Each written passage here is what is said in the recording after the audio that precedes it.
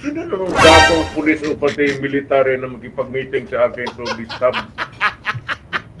This is not the weekend talaga para sa mga DBS. Sino kayo nagkasabi ng totoo? Alam nyo, kawawa talaga ngayon. Itong weekend talaga na to, kawawa si Attorney Harry Roque. Promise. Duterte veers clear of destabilization plot versus Marcos Jr. Sabi niya, sino namang gago o police o military makikipag-meeting sa akin to disturb? Ayun, yun yung sagot niya eh. Diba? Hindi naman niya dininay na merong meeting na naganap. Ang dininay niya yung meeting for the purpose of disturb. They're saying that you're repositioning the president, the vice president. Yun, That's why you are plotting the coup. Is it true? There's a lot of stupid people around. So, dumaan ako pagka-presidente, I have had my days of... It's not an outright denial. Hindi niya sinabi na, hindi ko pinuposisyon yung anak ko.